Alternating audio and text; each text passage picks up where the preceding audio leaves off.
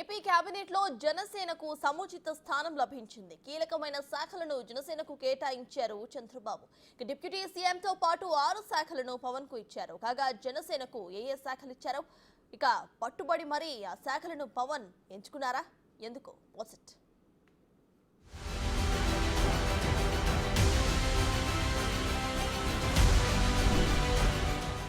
కూటమి అధికారంలోకి రావడంలో పవన్ కళ్యాణ్దే కీ రోల్. దీంతో కేబినెట్లో జనసేనకు అత్యంత ప్రాధాన్యత ఇచ్చారు చంద్రబాబు.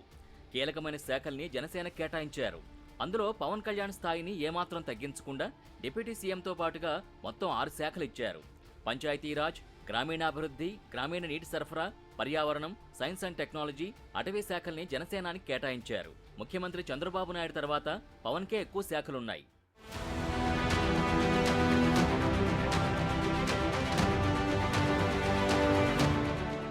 వాస్తవానికి పవన్ కళ్యాణ్కు డిప్యూటీ సీఎంతో పాటు హోంశాఖ ఇస్తారనే ప్రచారం జరిగింది.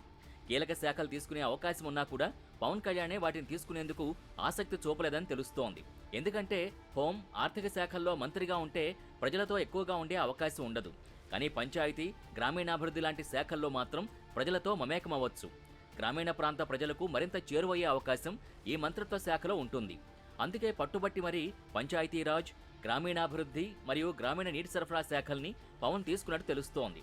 ఇక పర్యావరణం, సైన్స్ అండ్ టెక్నాలజీ, అటవీ శాఖల్ని కూడా ఆయన ఆసక్తితో ఎంచుకున్నట్టు తెలుస్తోంది.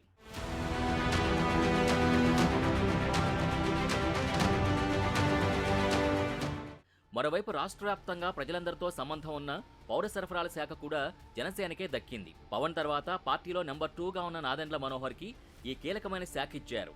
సినిమాటోగ్రఫీ కూడా జనసేనకే దక్కింది. సినీ ఇండస్ట్రీ నుంచి పవన్ రావడంతో జనసేనకే ఆ శాఖను అప్పగించారు చంద్రబాబు. తమ పార్టీని ప్రజల్లోకి ఇంకా బలంగా తీసుకెళ్లేందుకే పవన్ కళ్యాణ్ ఈ శాఖల్ని ఎంచుకున్నట్టు తెలుస్తోంది. అందుకే గ్రామీణ ప్రజలతో నేరుగా అనుబంధం కలిగి ఉండే పోర్ట్ఫోలియోల్నే తీసుకున్నారన్న చర్చ జరుగుతోంది.